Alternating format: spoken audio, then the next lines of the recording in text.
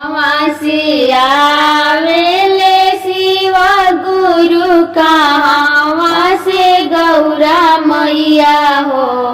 कहवा से आवेले शिव गुरु कहवा से गौरा मैया हो।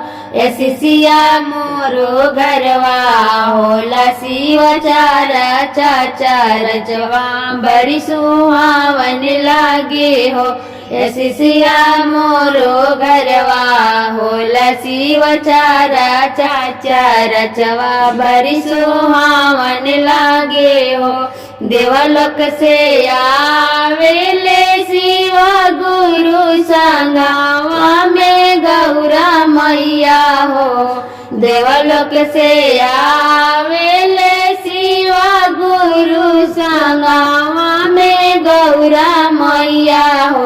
एसिया मोरो घरवा होला शिव चारा चाचार जवा बड़ी सुहावन लागे हो। एसिया मोरो घरवा होला शिव चारा चाचार जवा बड़ी सुहावन लागे हो। कहवा उतारब हम शिव गुरु कहवा गौरा मैया हो।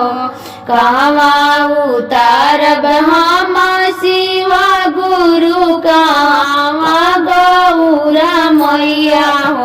एसिया मोरो घरवा होला शिव चारा चाचार जवा बड़ी सुहावन लागे हो। एसिया मोरो घरवा होला शिव चारा चाचार जवा बड़ी सुहावन लागे हो।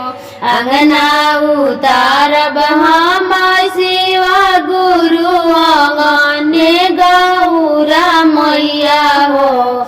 अंगना उतारब हम शिव गुरु अंगने गौरा मैया हो। एसिया मोरो घरवा होला शिव चारा चार जवा बड़ी सुहावन लागे हो।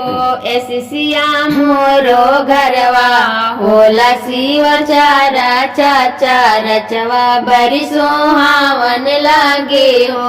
कंचना थाली कपूरा के आरती लगाइले हो। कंचना थाली कपूरा के आरती लगाइले हो। एसिया मोरो घरवा होला शिव चारा चाचार जवा बड़ी सुहावन लागे हो। एसिया मोरो घरवा होला शिव चारा चाचार जवा बड़ी सुहावन लागे हो। भंगिया धतुरवा से गुरु के हम भोगावा लगाई हो। भंगिया धतुरवा से गुरु के हम भोगावा लगाइले हो।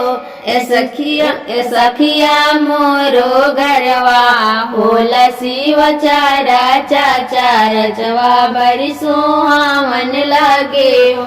सखिया मोरो घरवा होला शिव चारा चाचार जवा बड़ी सुहावन लागे हो।